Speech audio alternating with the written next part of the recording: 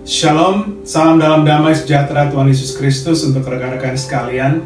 Pada saat ini saya ingin membagikan sebuah renungan yang saya beri judul Lawatan Tuhan. Firman Tuhan diambil dari Lukas 7 ayat 11 sampai dengan 17. Kemudian Yesus pergi ke suatu kota yang bernama Nain. Murid-muridnya pergi bersama-sama dengan dia, dan juga orang banyak menyertainya berbondong-bondong.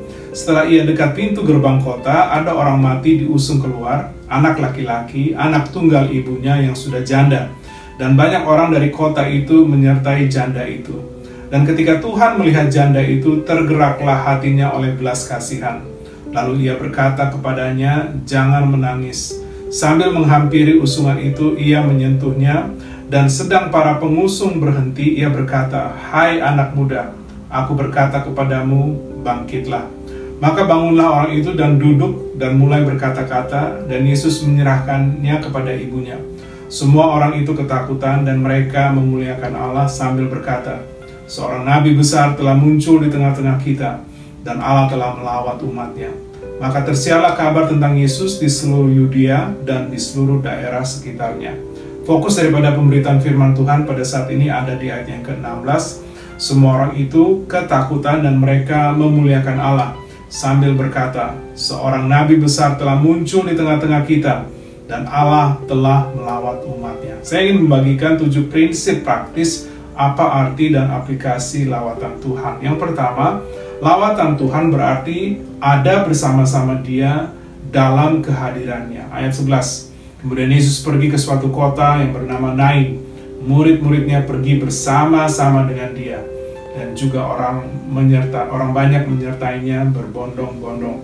Kemudian yang kedua, lawatan Tuhan bukan kebetulan. Dalam pelayanan Tuhan Yesus, kita dapat melihat tempat-tempat yang ia kunjungi adalah tempat-tempat yang ada dalam rancangan pelayanannya. Ia tidak pernah pergi ke suatu tempat tanpa mempunyai tujuan.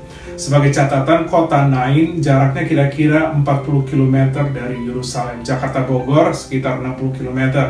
Dan jarak ini ditempuh dengan berjalan kaki. Jadi bukan kebetulan. Kemudian nomor 3, lawatan Tuhan menunjukkan belas kasihannya. Ayat 12-13.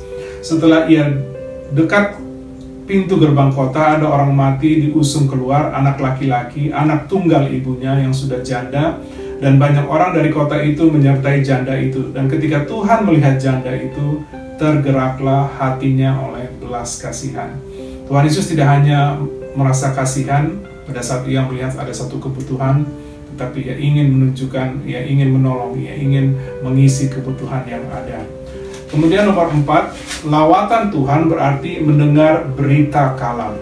Ayat 12-13 lanjutannya, sesudah ia dekat pintu gerbang kota, ada orang mati diusung keluar, anak laki-laki, anak tunggal ibunya yang sudah janda, dan banyak orang dari kota itu menyertai janda itu. Dan ketika Tuhan melihat janda itu, tergeraklah hatinya oleh belas kasihan. Lalu ia berkata kepadanya, "Jangan menangis." Sambil menghampiri usungan itu, ia menyentuhnya, dan sedang para pengusung berhenti, ia berkata, "Hai anak muda, aku berkata kepadamu, bangkitlah." Roma 10 ayat 17 mengatakan, "Jadi iman timbul dari pendengaran, dan pendengaran oleh firman Kristus." Untuk menikmati lawatan Tuhan, kita harus mendengarkan firman yang diberitakan.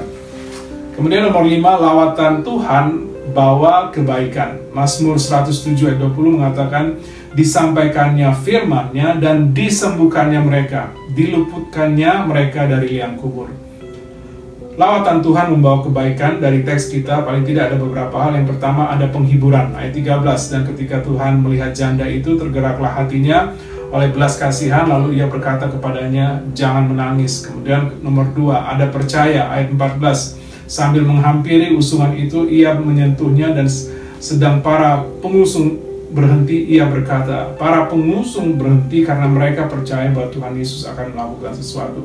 Kemudian yang ketiga, ada pemulihan. Ayat 15 mengatakan, "Maka bangunlah orang itu dan duduk dan mulai berkata-kata." Kemudian berikutnya ada pemeliharaan. Ayat 15, "Maka bangunlah orang itu dan duduk dan mulai berkata-kata, dan Yesus menyerahkan kembali kepada ibunya." Kemudian yang ke-6, lawatan Tuhan bertujuan agar Bapa menerima kemuliaan. Ayat 16, Semua orang itu ketakutan, dan mereka memuliakan Allah sambil berkata, seorang nabi besar telah muncul di tengah-tengah kita, dan Allah telah melawat umatnya. Tujuan awal dari penciptaan Tuhan bagi manusia, dunia, dan segala isinya adalah untuk memuliakan Tuhan. Dosa merusak tujuan itu, tetapi karya penebusan Tuhan Yesus mengembalikan tujuan semula bahwa ciptaan ada untuk memuliakan Tuhan. Kemudian yang terakhir, buah lawatan Tuhan, beritakan Kristus. Ayat 17, maka tersiarlah kabar tentang Yesus di seluruh Yudea dan di seluruh daerah sekitarnya. Jika kita sudah diberkati dengan lawatan Tuhan, mari kita beritakan kabar baik Kristus kepada banyak orang. Tuhan Yesus memberkati pemberitaan dan penerapan firman-Nya. Saya Johan Luhur 5. Haleluya. Amin.